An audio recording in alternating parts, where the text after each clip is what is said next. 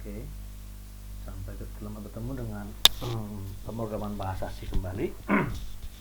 Kali ini saya akan membahas mengenai fungsi rekursif. Oke, apa itu fungsi rekursif? Ini bagus. Rekursif dalam bahasa C. Ya, fungsi rekursif adalah fungsi yang memanggil diri sendiri. Jadi dia akan memanggil diri sendiri untuk menyelesaikan suatu permasalahan. Dalam suatu proses penyelesaian masalah dengan cara proses pengulangan menggunakan fungsi yang sama, sehingga fungsi tersebut disebut dengan fungsi rekursif. Contoh rekursif dalam hal yang lain misalnya gini, seperti contoh ini adalah gambar bahwa dia akan memanggil diri sendiri, melihat diri sendiri itu sampai kecil-kecil ini ya. Hal yang sama dengan seperti di cermin begitu ya. Itu kira-kira begitu dia memanggil dirinya sendiri. Untuk apa fungsi rekursif ini? Untuk permasalahan matematika banyak sekali persoalan yang bisa kita selesaikan dengan cara fungsi rekursif ini karena lebih sederhana dan lebih singkat programnya. Misalnya perhitungan bilangan Fibonacci atau faktorial. Oke, di sini kita akan coba langsung praktekkan mengenai bagaimana menyelesaikan faktorial. Masih ingat perhitungan faktorial? 3 faktorial atau 3 tanda seru dalam matematik adalah sama dengan 3 dikali 2 dikali 1 yang hasilnya adalah 6. Kalau faktorial 4 itu ada sama dengan 4 dikali 3 dikali 2 dikali 1 yang hasil 24. Kalau faktorial 5 adalah 5 dikali 4 dikali 3 dikali 2 dikali 1. Itu 120 hasilnya. Gak percaya? Silahkan hitung sendiri. Baik. Nah, kita lihat pola dari faktor faktorial ini. Nah, 3 faktorial sama dengan 3 kali 2 kali 1 sama dengan 6.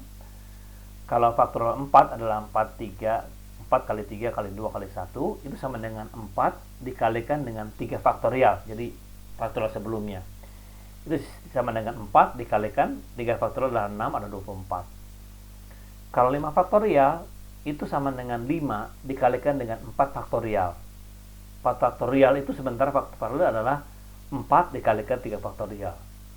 Jadi ini akan berulang terus. Jadi pola ini akan terus berulang atau mungkin ke atas maupun ke bawah. Baik, kita implementasikan program ini dalam bentuk program C yang rekursif.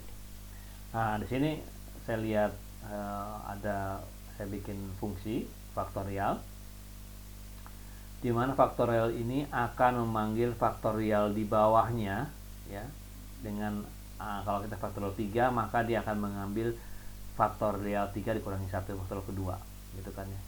Jika angka itu adalah 1 maka keluar 1 karena faktorial 1 adalah 1, jadi selesai, gitu kira-kira ya. Baik, kita implementasi dalam bentuk program. Program langsung ke program yang ini saja. Ya, ini sama dengan yang tadi. Ya, ini adalah fungsi faktorialnya ini. Ya, jadi kalau misalnya faktorial 3, berarti dia akan memanggil faktorial 2. Jadi 3 kurangi 1. Ini programnya. Sekarang kita coba ini. Programnya adalah ini. Kita akan menghitung faktorial 5. Ya, 5. Nah, dia akan masuk program itu adalah 5, kemudian 5 ini akan masuk ke sini 5, dia pasti 5 dikalikan faktorial 4. Faktorial 4 nanti manggil lagi ke sini bahwa faktorial 4 itu adalah faktorial 4 dikalikan dengan 3. Nah, berikutnya lagi adalah faktorial 3 itu adalah perkalian dari faktorial dari 3 kalikan dengan faktorial 2 dan sampai dia 1. Oke, kita jalankan saja program ini. Saya programnya, saya kasih nama program rekursif faktorial C. Jadi saya kalkulkan ini dan saya outputnya akan saya masukkan ke namanya adalah program 12, prog 12. Jalankan, tidak ada masalah. Saya running. Ini saya menggunakan program di Linux, jadi begini. Mungkin Anda kalau di C mungkin akan di Windows akan lebih berbeda karena Anda menggunakan IDE pastinya. Ya, saya jalankan prog 12. Hasilnya adalah faktorial dari 5 adalah 120. gitu ya. Anda bisa cek lagi nanti di programnya, kira-kira begitu. Oke, saya kembali lagi ke sini, ke presentasi ini. Oke. Jadi ini hasilnya 120. Kemudian itu singkat sekali programnya. Anda bisa rubah jadi faktor ini jadi 5, jadi misalnya coba kalau faktor 20 berapa ya. Jadi kalau 5 sih bisa dihitung dengan tangan. Tentu saja kalau merubah ini Anda harus merubah ininya. Kalau faktor 20 berapa? Berarti ini masukin 20 di sini. Baik, saya save. Jangan lupa di compile ulang. Running. Kira-kira minus. Kok minus? Ini faktorial. Mungkin ada yang salah ya. Kok minus sih? Faktorial 20. Ya. Sebentar. Baik.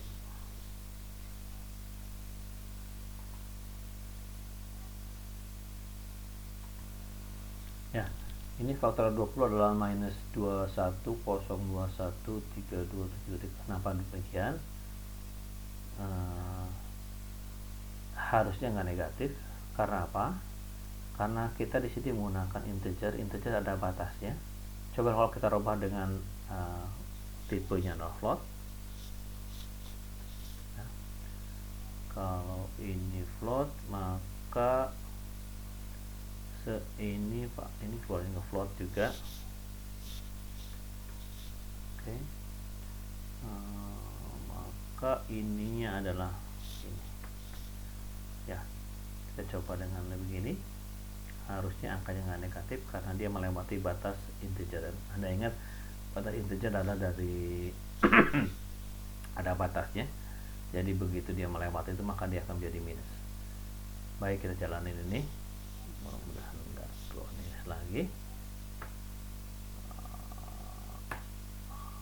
Ya, jadi sebetulnya angka sebenarnya segini angkanya. Nah, ini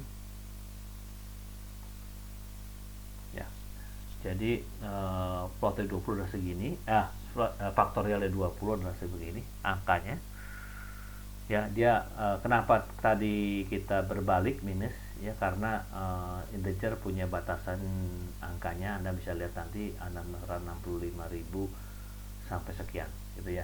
Jadi hati-hati menggunakan tipe angka ini. Baik, itu saja dari ini.